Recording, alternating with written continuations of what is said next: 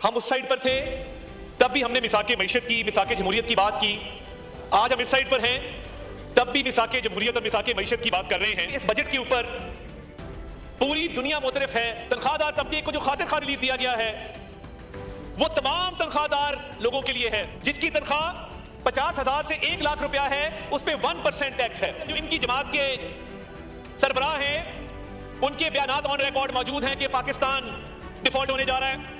ये 1 महीने की बात है, ये 2 महीने की बात है। ये डिफॉल्ट आज हुआ, कल हुआ और पाकिस्तान में कोई इन्वेस्टमेंट ना करे, पाकिस्तान में इकोनॉमिक एक्टिविटी खत्म होने लगी है और शर्तें लगी हुई थी। ऐसे वक्त में जब मुल्क की मईशत को कोई हाथ लगाने को तैयार नहीं था, वजीर आजम शहबाज शरीफ साहब ने हिम्मत बांधी, ना सिर्फ हुकूमत को संभाला, मईशत को संभाला दिया, रियासत की बका के लिए अपनी सियासत कुर्बान की मियां शहबाज शरीफ ने। एक्सचेंज रेट इस तरह फ्लक्चुएट होता था जैसे पंखा चलता है। सुबह डॉलर का रेट और था, दोपहर और था, शाम और था।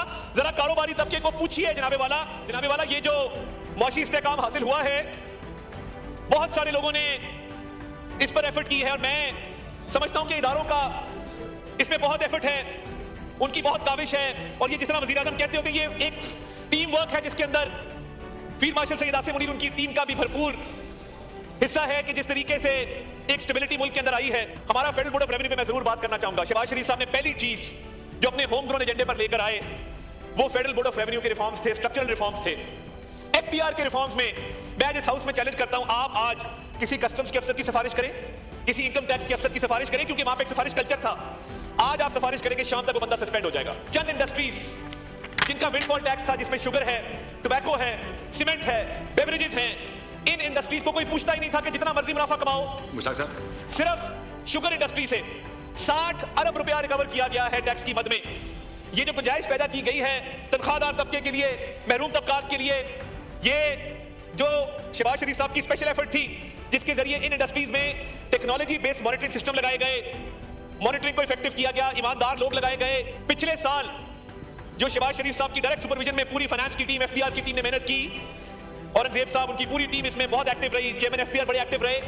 इन्फोर्समेंट मेजर्स की मद में 800 अरब रुपया कलेक्ट किया गया है जिससे ये गुंजाइश पैदा हुई है। टैक्स ना देने वाले का बोझ टैक्स देने वाला अब नहीं उठाएगा।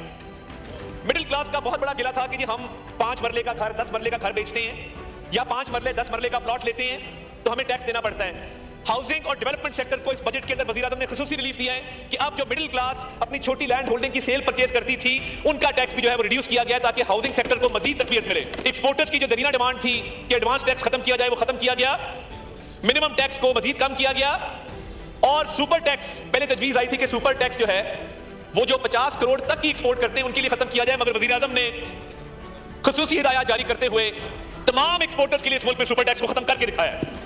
शिपिंग सर्विसेज के ऊपर सेल्स टैक्स को 18% से 0% कर दिया गया है। अगर मैं ये कहूं कि ये बजट हर तबके का बजट है, किसान का, मजदूर का, दुकानदार का, रिटेलर का, हर तनख्वाहदार का, हर तबके का, तो ये गलत नहीं होगा। और खवातीन के हवाले से ये बहुत बड़ी डिमांड थी इस मुल्क में कि पिंक टैक्स को खत्म किया जाए। आज उनकी हाइजीन प्रोडक्ट्स के ऊपर टैक्स को 0% कर दिया गया 18% से।